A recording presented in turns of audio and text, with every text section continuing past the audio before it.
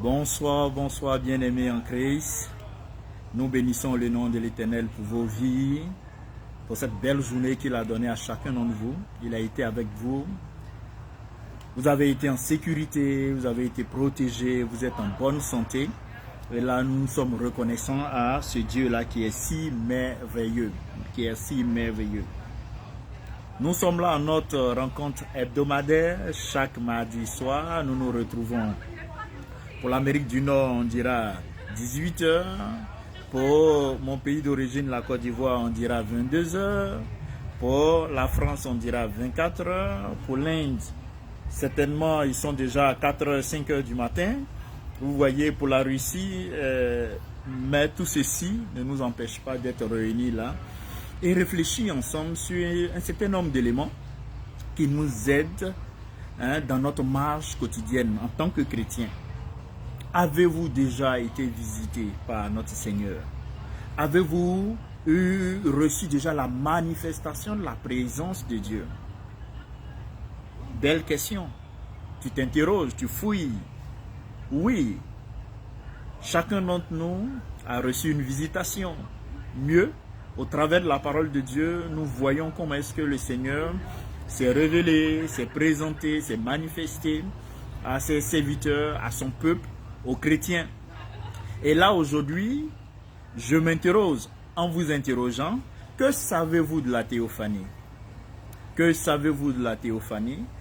Pour vous dire tout simplement que nous allons ce soir ensemble réfléchir sur la théophanie. Qu'est-ce que c'est la théophanie? Nous allons donner une définition. À la suite, nous allons donner les implications spirituelles. Quand ça se produit, qu'est-ce que ça implique? Quelles sont les vérités spirituelles qui sont contenues à l'intérieur? Donc, soyez attentifs, concentrés et restez avec moi. Juste quelques temps, nous allons faire cette analyse sur la théophanie. La théophanie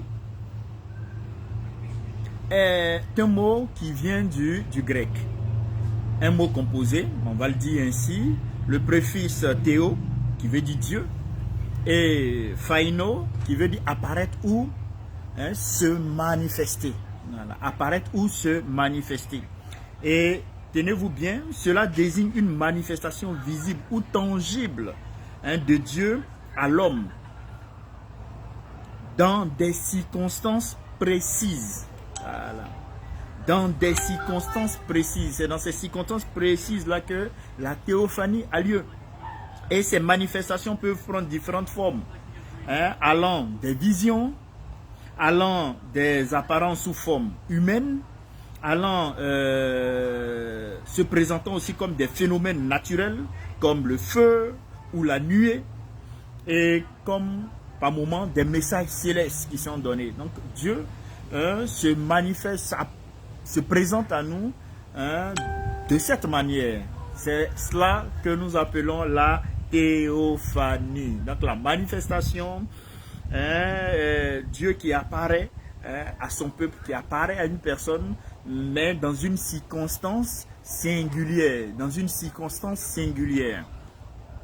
Dans la Bible, frères et sœurs, parce que c'est notre boussole.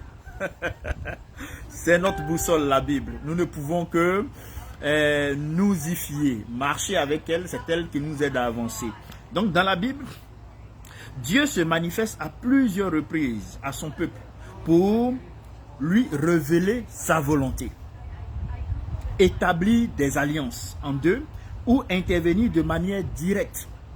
C'est ainsi que Dieu procède. Et ces apparitions ne sont pas seulement des événements visuels. Non, ce ne sont pas seulement des événements visuels. Ces apparitions véhiculent également des vérités spirituelles profondes. Lorsque Dieu se révèle à toi, comme je l'ai dit un peu plus haut, c'est dans une circonstance singulière. Donc quand il se révèle à toi, c'est parce qu'il a une mission aussi pour toi. C'est parce qu'il a une mission pour toi. Donc c'est très important. C'est très important. Et c'est la raison pour laquelle je vais vous présenter cette théophanie. Et au travers de cette théophanie, c'est-à-dire cette apparition de Dieu à l'humanité, à l'homme, et je vais faire ressortir les vérités profondes qui sont contenues là-dedans. hein, quand le Seigneur l'a fait pour cette personne, l'a fait pour ce peuple, qu'est-ce qu'il voulait donner comme message?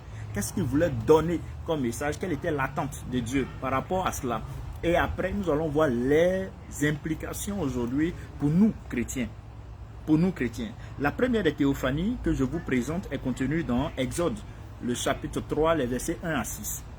C'est là que Dieu se manifeste à Moïse dans le buisson Adam. Dieu se manifeste à Moïse dans le buisson Adam. Et vous aurez le temps après de vous pencher sur les textes, hein, de les analyser. Et moi, là, je vais faire l'effort de survoler un temps soit peu, mais les textes vous sont donnés, les versets vous sont donnés pour aller un peu plus en profondeur à ce niveau. Le verset, je vais le lire de façon brève. L'ange de l'Éternel lui apparut dans une flamme de feu, au milieu d'un buisson ardent. Moïse regarda et voici, le buisson était tout en feu et le buisson ne se consumait point. Théophanie, apparition de Dieu, manifestation de Dieu. Quelle est la vérité spirituelle là? Dieu, frères et sœurs, se révèle comme celui qui est saint. Premier élément. Et qui appelle son peuple à une mission particulière. Donc, lorsque Dieu se révèle à toi, il se révèle d'abord comme celui qui est saint. Sa sainteté est mise en avant. C'est un élément qu'il ne faut jamais occulter. La sainteté de Dieu. La sainteté de Dieu. Donc, quand il se révèle à toi, d'abord il est saint et il a une mission particulière pour toi. Qu'au travers de tes visions, au travers de tes songes, ou une visitation directe, comme Abraham l'a vécu, et Moïse aussi l'a vécu, mais il ne va pas se révéler à toi juste parce que tu es gentil, ou juste parce que tu es beau, parce que tu es sage.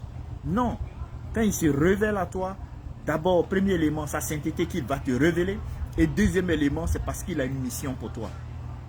Donc ça, c'est cette vérité spirituelle qu'il faut garder à l'esprit à ce niveau. Et la théophanie souligne ici le caractère sacré de Dieu. L'importance de répondre à son appel. Le caractère sacré de Dieu et l'importance de répondre à son appel. Donc cette première théophanie nous permet de voir que Moïse a eu la visitation, la manifestation de la présence de Dieu. Moïse a eu la manifestation de la présence de Dieu et comme on l'a vu en Exode, le chapitre 3, les versets 1 à 6. Donc première des théophanies. Deuxième des théophanies que je vais vous présenter, c'est Dieu qui apparaît à Abraham sous forme de 3 hommes. Et là, on se retrouve en Genèse chapitre 18, les versets 1 à 15.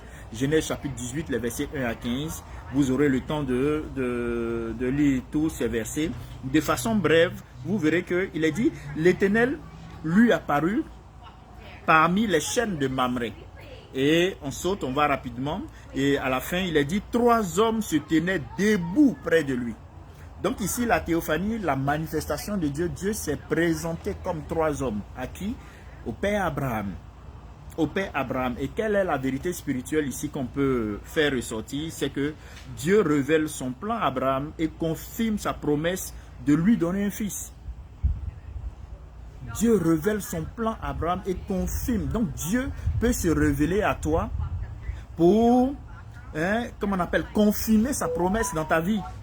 Dieu peut se révéler à toi pour confirmer sa promesse dans ta vie. Ou confirmer une de ses promesses faites à ton peuple. Et en second, te révéler, confirme ta promesse et te révèle aussi son plan. Qu'est-ce qu'il attend de toi? Voilà. Il se révèle ton plan.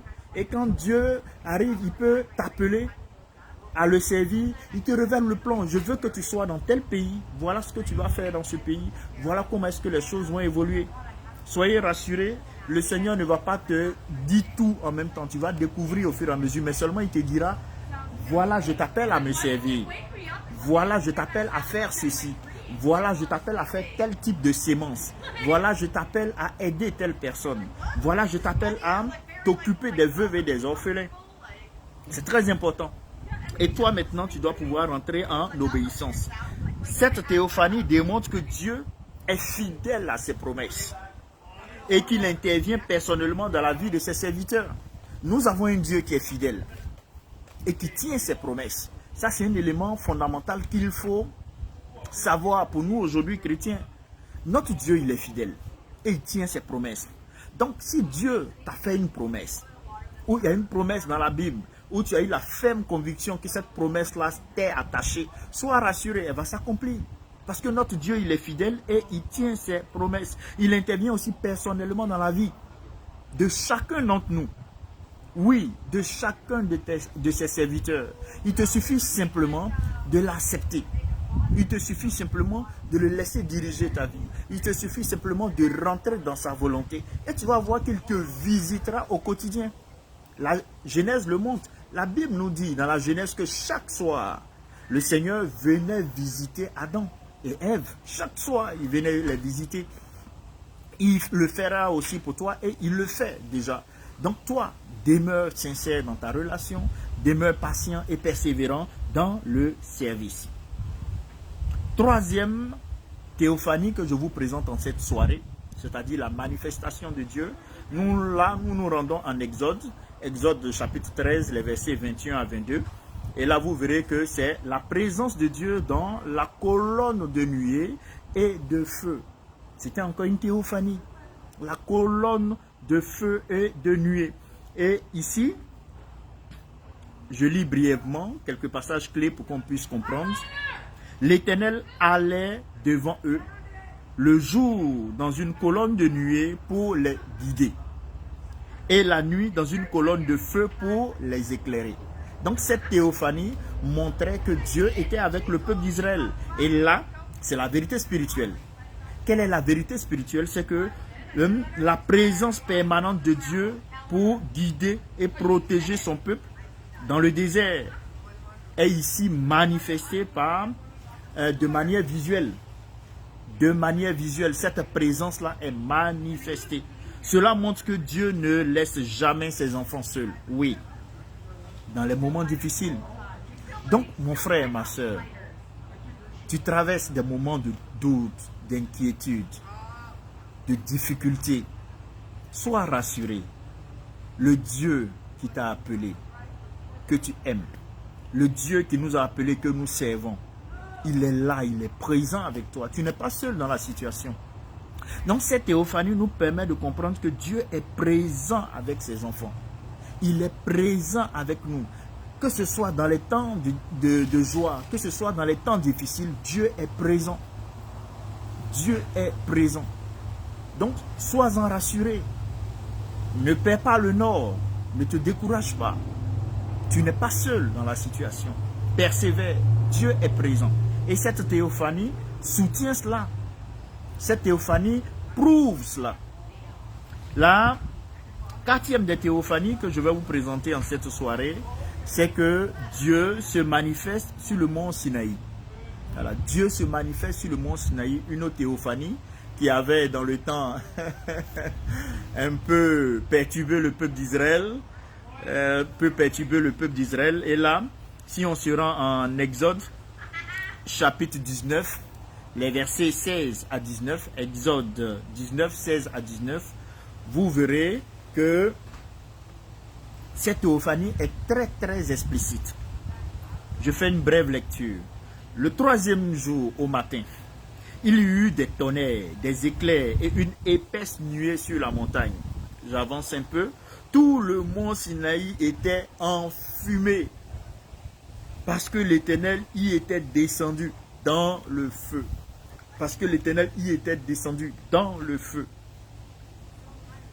Vérité spirituelle pour toi et moi.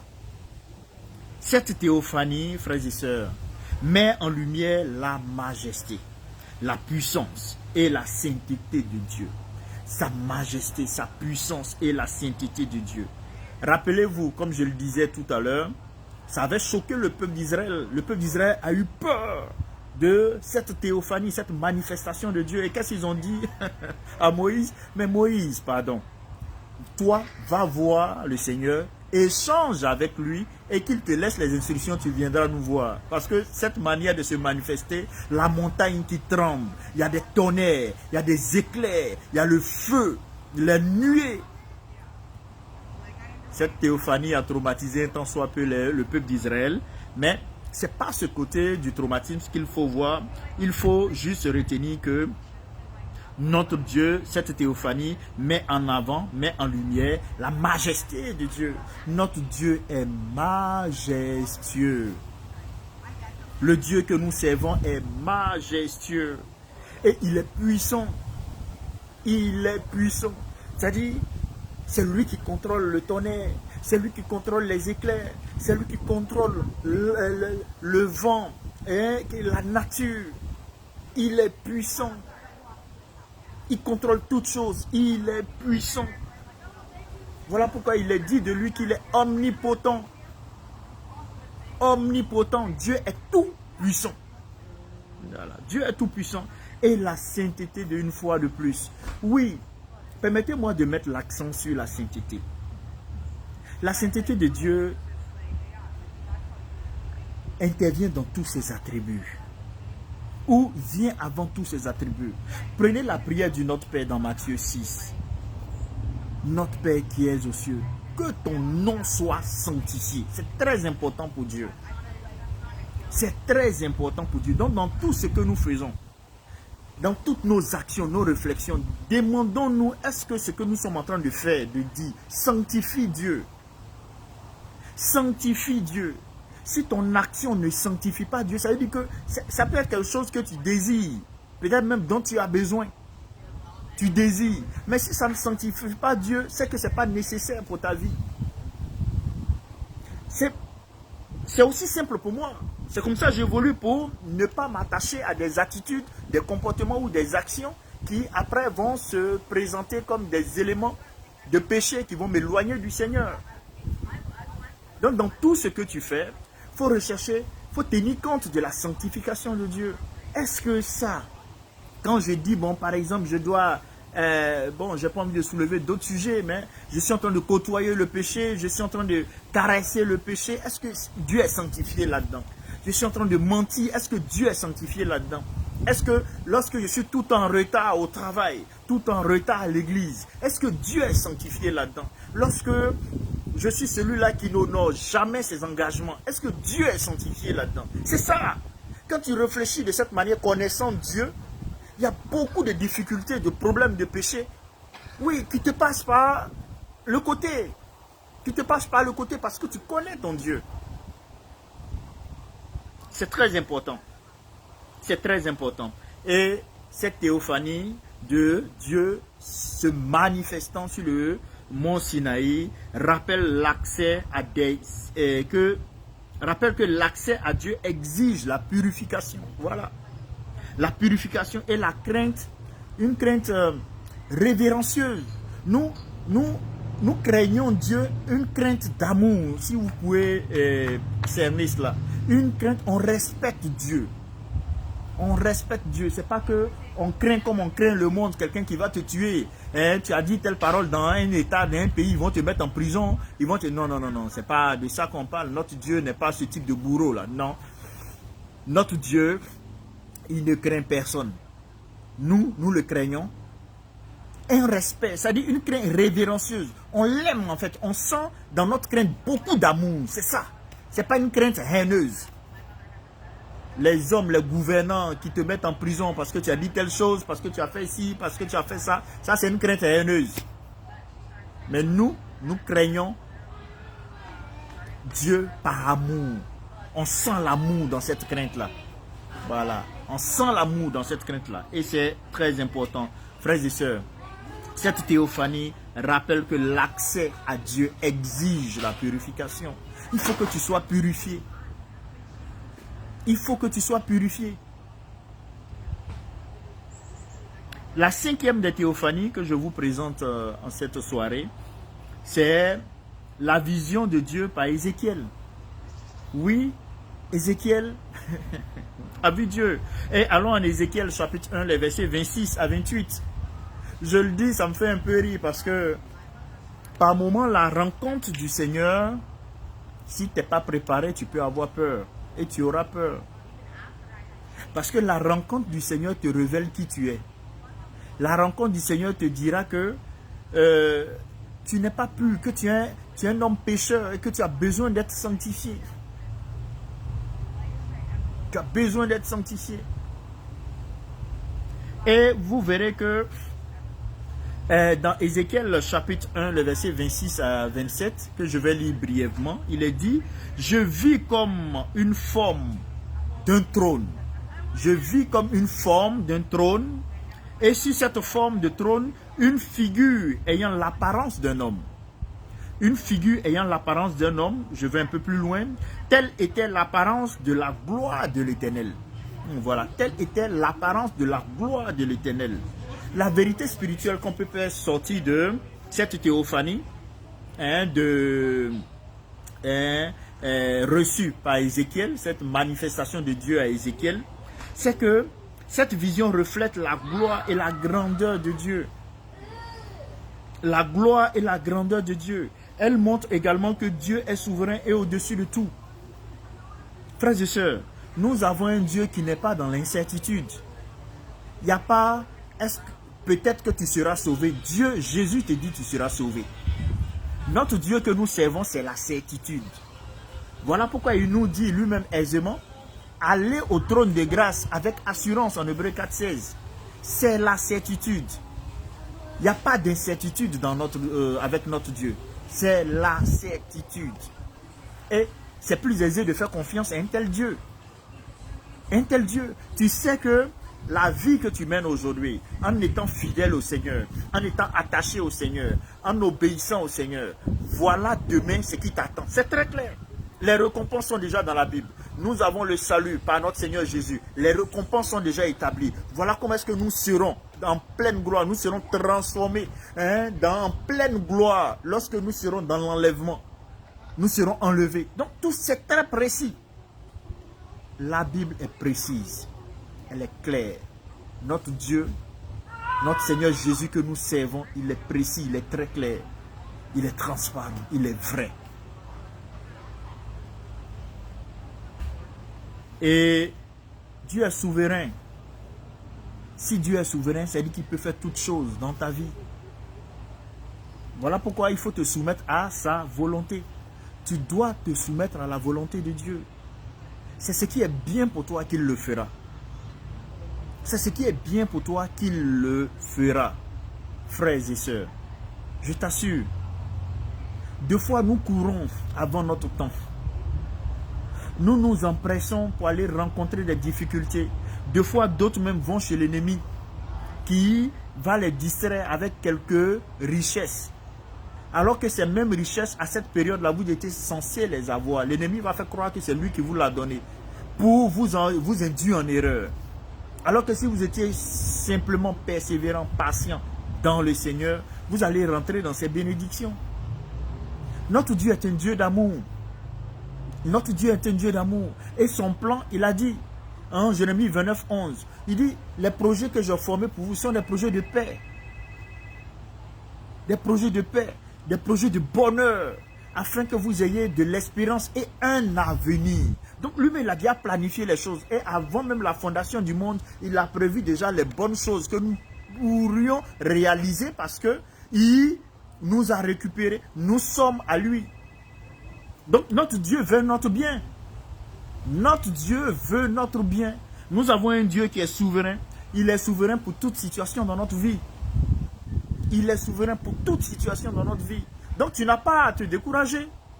Tu n'as pas comment on appelle, à te décourager, à perdre la foi, à t'impatienter. Fais juste confiance à Dieu. Fais juste confiance à Dieu et patiente le temps de Dieu. Et patiente le temps de Dieu. La sixième vérité et la sixième théophanie que je vais vous présenter, c'est-à-dire la manifestation de Dieu, c'est l'apparition de Dieu à Élie. Et là, on se retrouve en 1 roi le chapitre 19, les versets 11 à 13. 1 roi le chapitre 19, les versets 11 à 13. Vous connaissez bien cette histoire. Élie venait de tuer les prophètes de Baal. Il a fui devant Jézabel. Et dans sa fuite, il a pu rencontrer le Seigneur. Je vous invite à jeter le regard en profondeur sur ce passage pour vous enquérir de la richesse. Mais brièvement, je vous fais la lecture. L'Éternel passa, et devant l'Éternel, il y eut un vent fort et violent. J'avance, mais l'Éternel n'était pas dans le vent.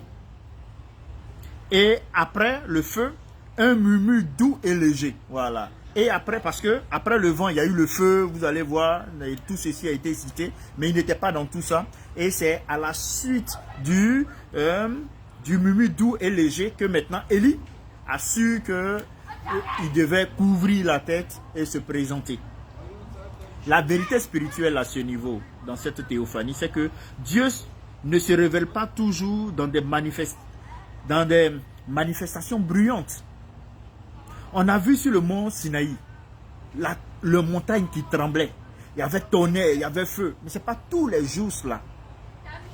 Voilà. Dieu ne se révèle pas toujours dans des manifestations bruyantes ou spectaculaires. Voilà. Il se manifeste parfois dans le calme et la douceur, enseignant l'humilité et l'intimité de sa présence. Oui, dans ton lieu secret, Dieu veut te rencontrer. Dans ton lieu secret, Dieu veut te rencontrer. Donc, il faudrait que tu aies un lieu secret où tu pries. Dans le silence, tu adores le Seigneur. Le Seigneur est aussi dans le silence. Le Seigneur est aussi dans le silence. Pas forcément dans le bruit. Pas tout le temps dans le bruit. Il faut que tu aies un lieu secret où le Seigneur va chaque fois venir te rencontrer. Tu as une heure que tu donnes pour rencontrer le Seigneur et il sera là. Je vous avais vu déjà avec les 5 autres théophanies que j'ai eu à présenter que notre Dieu, il est fidèle, il est présent. Il est fidèle, il est présent. Et si toi, dans ton lieu secret, tu as pour habitude d'être là à cette même heure pour prier, Dieu se présentera à toi. Il se présentera à toi. Je vous l'assure, je suis passé par là. J'ai vécu cela. J'en parle avec foi et aisance. J'en parle avec foi et aisance. Frères et sœurs, il se manifeste parfois dans le calme et la douceur, enseignant l'humilité et l'intimité de sa présence. L'humilité et l'intimité de sa présence. Dieu aime les intimes. Notre Dieu aime les intimes. Mais vous, de vous à moi, vous faites confiance aux personnes qui vous sont intimes. Vous faites confiance aux personnes qui vous sont intimes. Vous vous confiez à elles, vous partagez vos joies, vos peines aux personnes qui sont intimes. C'est pareil pour le Seigneur. Dieu aime qu'on entre dans son intimité. Voilà pourquoi il s'est organisé pour que on ait accès au lieu très saint. Sinon, le lieu très saint, c'était le souverain sacrificateur seulement. Le lieu saint est le parvis pour nous autres dans l'Ancien Testament. Le parvis. Pour pouvoir évoluer, il faut avoir un certain niveau de sanctification pour aller au lieu saint. Pour des activités, des sacrifices. Et là, il faut faire partie du groupe des Lévites. Mais Dieu, comme il nous veut dans son intimité, qu'est-ce qu'il a fait quand notre Seigneur Jésus est mort à la croix? Oui, le rideau du temple qui était épais de 5 cm s'est déchiré d'en haut en bas. Pour montrer que ce n'est pas un homme qui a déchiré, parce qu'un homme ne pouvait pas faire plus de 5 mètres. Dans le temple, là, il n'y avait pas un homme qui faisait 5 mètres. Donc, il pouvait être en haut pour déchirer de haut en bas. Donc, c'était un miracle. C'était un miracle. Donc, Dieu a déchiré pour dire que maintenant, au travers de Jésus, tu as accès direct à lui pour avoir une intimité avec lui. Pour avoir une intimité avec lui.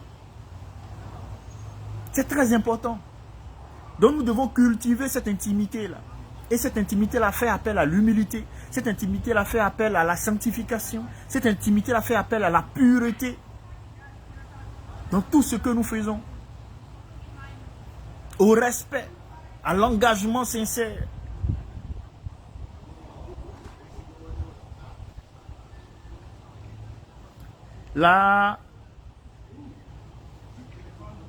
Cette théophanie du prophète Élie, c'est-à-dire la manifestation de Dieu à Élie, vraiment nous encourage à l'humilité et à l'intimité de sa présence.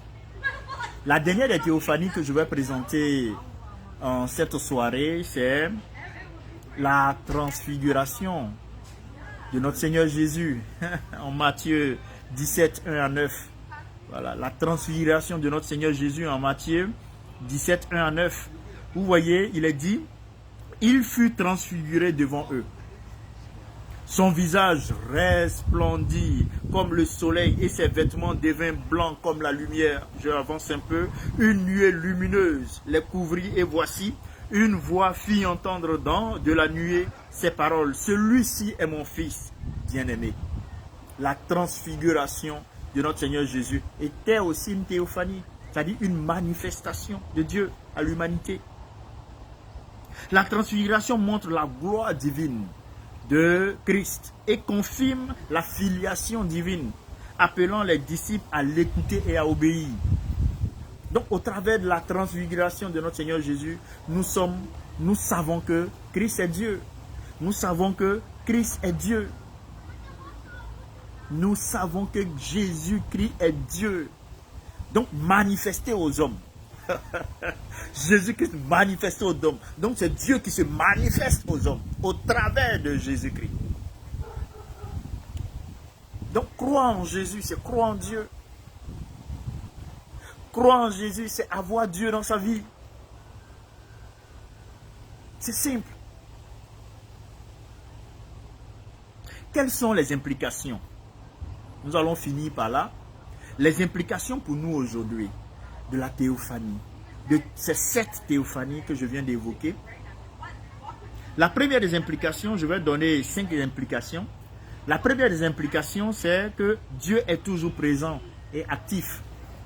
Notre Dieu n'est pas un Dieu endormi, qui ne nous voit pas, qui ne nous entend pas. Non, non, non, non. Il nous entend, il nous voit, il est présent, il est actif. Et là, je veux que, en entendant cela, cela t'encourage à prier. Cela t'encourage à parler à Dieu. Oui.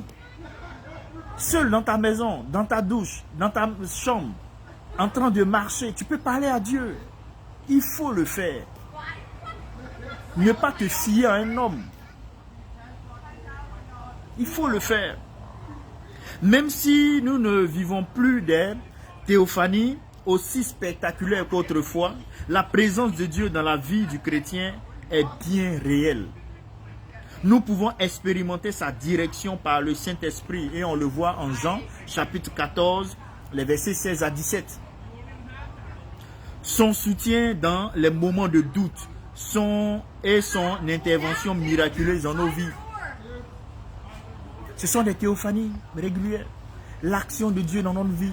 Il y a des situations qui se passent dans ta vie de façon extraordinaire. Tu as été sauvé. C'est la manifestation de la présence de Dieu dans ta vie. Tu traînais une maladie dite incurable. Par la grâce de Dieu, tu es guéri. La manifestation de la présence de Dieu. Tu traversais une situation financière complexe. Requête d'emploi. Manifestation de la gloire de Dieu en son temps. C'est ça en fait la différence. Le temps de Dieu, c'est ça qui nous fait défaut. Parce que face au temps de Dieu, nous mettons notre âge. Face au temps de Dieu, nous mettons notre vieillissement. Face au temps de Dieu, nous mettons nos incapacités. Face au temps de Dieu, nous mettons nos attentes, nos impatiences. Et on fait des choix négatifs dont nous sommes appelés à assumer les conséquences. Parce que les conséquences, tu vas les assumer, malheureusement. Tu ne peux pas cracher en l'air et puis dire que Dieu n'a qu'à faire disparaître la salive que ça va descendre sur ta tête. C'est ça en fait. Mais étant descendu sur ta tête, tu es toujours l'enfant de Dieu. Parce que tu t'es confessé. Tu as demandé pardon pour le péché que tu as réalisé. Mais la conséquence, tu vas la payer. Voilà pourquoi on ne doit pas s'impatienter. Attendons le temps de Dieu dans notre vie. Et soumettons-nous surtout à la volonté de Dieu. Voilà un autre élément que nous n'aimons pas. Beaucoup de personnes aiment le dire, Dieu est lent, Dieu est lent, Dieu est lent. Waouh! Si tu savais qui était Dieu, ce type de langage, jamais tu n'allais l'entendre ou le prononcer.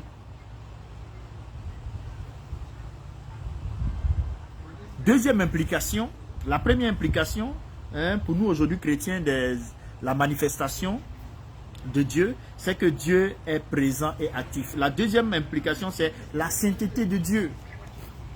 J'ai été un peu long tout à l'heure là-dessus, mais j'insiste, frères et sœurs. Dieu est saint.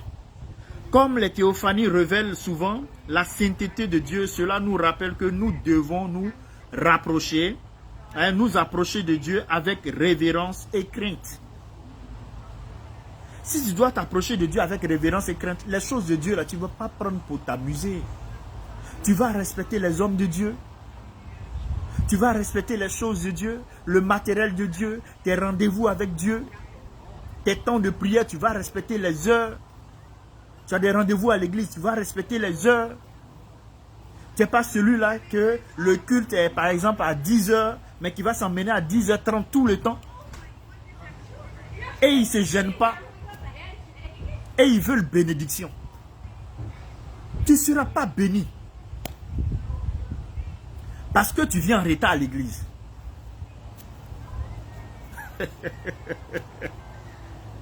C'est simple, mais ça te choque et puis ça te dérange. Parce que tu viens en retard à l'église, tu ne seras pas béni. Si tu penses que je plaisante, continue. Tu verras que tu ne vas pas avancer dans ta vie. Tu vas avoir l'impression d'avoir eu un succès. Et le succès là, quelque temps après, tu reviens à zéro. On ne s'amuse pas les choses de Dieu.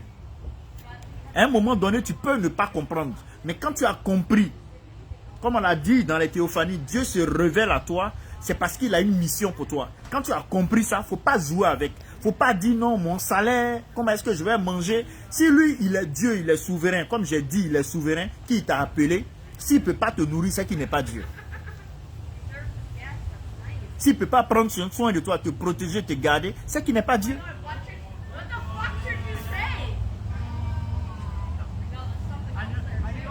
Notre Dieu est un Dieu saint qui appelle son peuple à la pureté et à l'obéissance. Et ça, 1 Pierre, le chapitre 1, les versets 15 à 16 le souligne. Frères et sœurs, pardonnez, cherchons à vivre dans la sanctification. Dans la parole, dans le comportement, dans le quotidien, dans nos activités. La sanctification. Positionnelle, on l'a déjà en Jésus. Mais nous devons avoir cette sanctification-là qui est voulue par nous-mêmes. Nous la recherchons, nous travaillons pour. Bien sûr, avec l'aide du Saint-Esprit. La troisième des implications, c'est que Dieu se révèle de diverses manières. Dieu se révèle de diverses manières, frères et sœurs. Que ce soit à travers des circonstances extraordinaires ou des moments calmes. Dieu se révèle à nous aujourd'hui par sa parole et par le Saint-Esprit et par des événements dans nos vies. Donc, par sa parole, Dieu se révèle à toi. Donc, si tu le permets, la parole, la Bible est une théophanie. La Bible est une théophanie. Le Saint-Esprit est une théophanie parce que lui-même étant Dieu.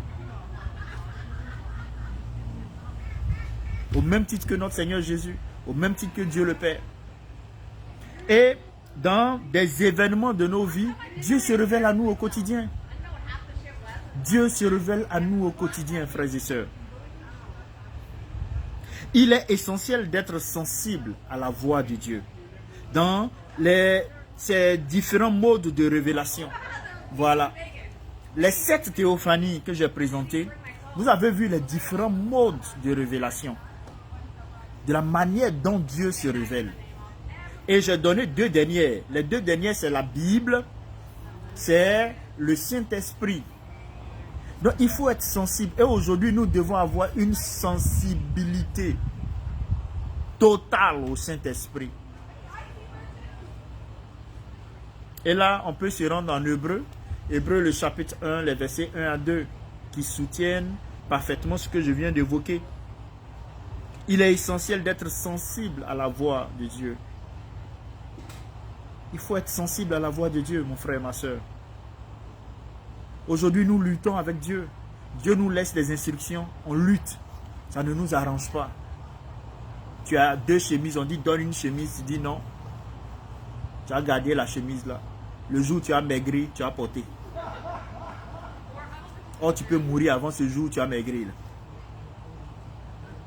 Ou même mieux, c'est parce que Dieu veut te donner 2, 3, 4, 5 autres chemises qui te dit de donner une chemise.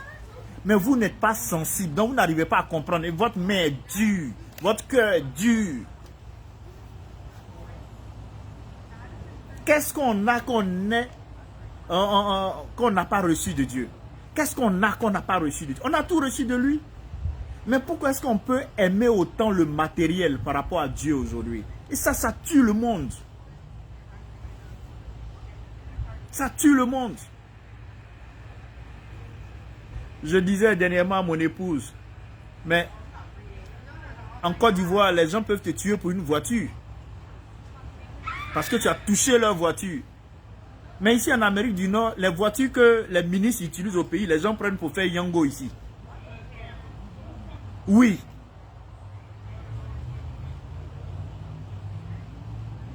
Que le président utilise là-bas, comment on appelle, les étudiants roulent. Pour dire quoi? Que le matériel ne doit pas créer une barrière entre toi et Dieu. Le jeune homme riche dans la Bible, le Seigneur lui a dit, va, vends tes biens et suis-moi. Mais beaucoup sont dans ce schéma-là. Dieu se manifeste à vous, mais vous préférez les biens matériels. Vous préférez votre position dans la société que Dieu qui s'est révélé à vous. Parce que quand j'ai dit, quand il se révèle à toi, il se révèle à toi pour une raison singulière, qui est accompagnée d'une mission. Mais les gens ne veulent pas. Bénédiction seulement. Et ça, on veut. La 4e implication des théophanies, c'est que c'est la fidélité de Dieu. Dieu est fidèle. Et il est bon pour nous de savoir que nous avons un Dieu qui est fidèle. Comme il l'a fait avec Abraham, Moïse et d'autres, Dieu est fidèle à ses promesses. Quelle est la promesse que Dieu t'a faite? Il va l'accomplir dans ta vie. Sois patient. Il faut patienter, ma soeur, mon frère. Il faut patienter. Les théophanies montrent un Dieu qui tient ses engagements et qui guide ses enfants. Dieu tient ses engagements et il guide ses enfants. Nous pouvons avoir confiance qu'il accomplira ses promesses en notre faveur. Et ça, c'est 2 Corinthiens, le chapitre 1, le verset 20 qui le disent. Nous pouvons avoir confiance qu'il accomplira ses promesses en notre faveur. Oui, Dieu va accomplir ses promesses en ta faveur. Cherche à avoir ces promesses-là de la part du Seigneur. Cherche à avoir ces promesses-là de la part du Seigneur. Il va les accomplir dans ta vie. Et la dernière implication, c'est le caractère personnel de Dieu. Oui. Le caractère personnel de Dieu. Dieu cherche à entrer en relation personnelle avec ses enfants.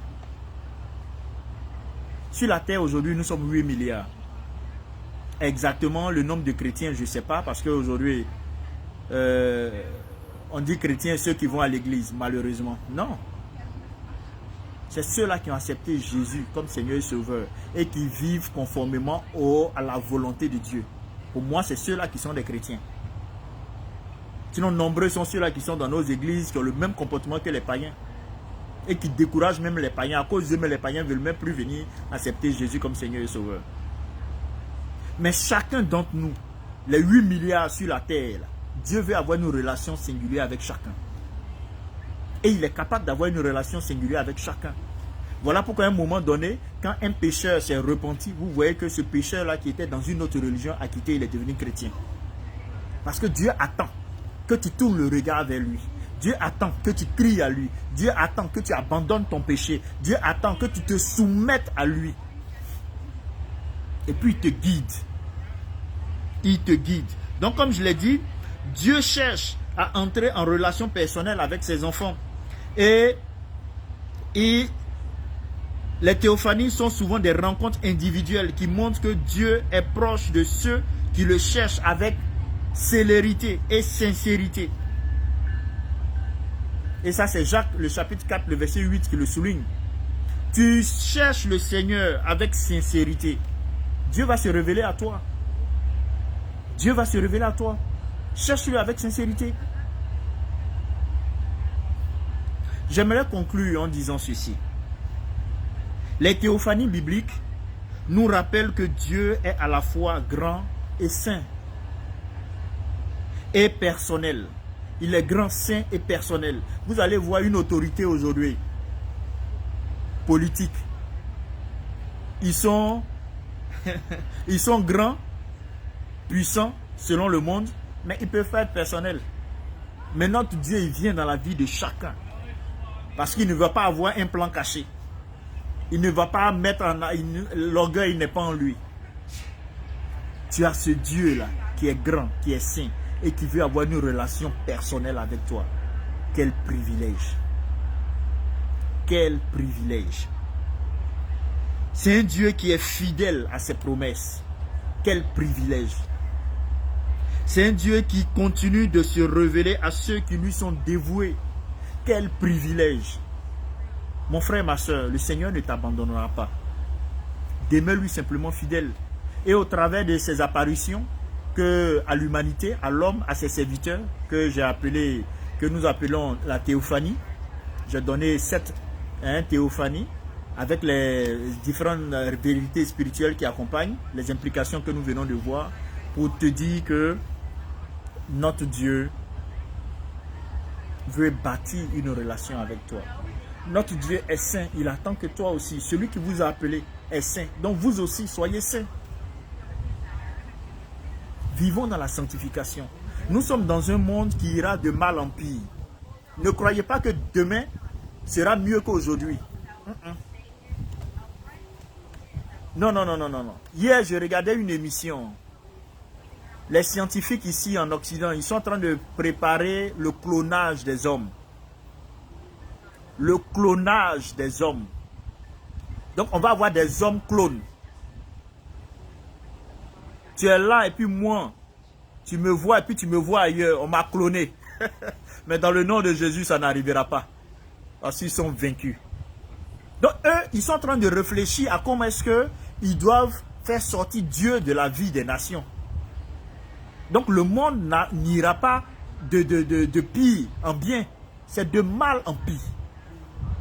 Et dans ce schéma-là, nous, chrétiens, on doit être fidèles, sincères. Nous sommes sel et lumière. On doit avoir le bon comportement, les bonnes attitudes. On ne doit pas se décourager. Il ne faudrait pas être saint, il ne faudrait pas être honnête pour 2 mois, pour 2 ans. Ça sert à quoi si c'est seulement pour 2 ans? Jusqu'à ce que la mort te prenne ou jusqu'à ce que l'enlèvement se produise. Tu dois être honnête. Tu dois être engagé pour le Seigneur. Tu dois souffrir pour l'éternité. Tu dois souffrir pour l'éternité. Accepte de souffrir pour l'éternité. Je ne te dis pas d'aller voler pour qu'on te frappe. Tu as dit non, je suis allé voler et on m'a frappé. Non. Mais parce que tu es honnête, on te crée des problèmes au travail. Continue à être honnête. Parce que tu es dans la pureté, tu es une jeune fille, tu gardes ta virginité. Tant qu'il n'y a pas de mariage, tu ne donnes pas ton corps à quelqu'un. Continue, même si on se moque de toi. Même si tu as besoin d'un travail, mais on te dit il faut venir par un droit de cuissage, il faut venir te compromettre, rentrer dans des loges. Tu dis non. Le Dieu qui est souverain, il va te nourrir. C'est parce que nous n'arrivons pas à dire un non ferme, qu'on n'arrive pas à voir la main de Dieu, la manifestation de Dieu dans nos vies. Et on pense que Dieu est limité. Il n'est pas limité. C'est nous qui limitons la main de Dieu dans nos vies, par nos comportements, nos attitudes. Que le Seigneur nous bénisse. Oh, nous sommes remplis du Saint-Esprit. C'est comme si tu as une bombe atomique en toi. Et puis tu es là, face à des pétards, tu as peur. Waouh, moi j'ai pas peur. Et je prie que cette assurance que j'ai en Jésus, vous l'ayez. Vous l'ayez. Cela va vous ouvrir des portes. Cela va vous décanter les situations. Parce que vous allez avoir la manifestation quotidienne de Dieu dans votre vie. Vous allez avoir la présence quotidienne de Dieu dans votre vie. Tous ceux dans la Bible qui ont marché puissamment avec le Seigneur. Mais ils avaient des temps troubles, mais ils étaient toujours victorieux. Que le Seigneur vous bénisse. Merci pour votre présence. C'était là notre rendez-vous hebdomadaire, chaque mardi, 18 h ici au Canada et 22 h dans mon pays d'origine. Bientôt, ça va être 5 heures de temps. Et en France, 6 heures de temps, donc minuit là-bas. Nous bénissons le nom de l'Éternel. Merci pour votre présence. Et puis, j'espère que cet échange vous a apporté un plus et va vous ramener, vous rapprocher davantage de notre Seigneur Jésus. Qu'il vous bénisse, qu'il vous permette d'avoir une excellente nuit et que sa grâce soit continuellement votre partage. C'est dans le précieux et beau nom de notre Seigneur Jésus que j'ai prié. Nous ensemble, nous pouvons dire Amen et à très bientôt. Merci à tous. Bye.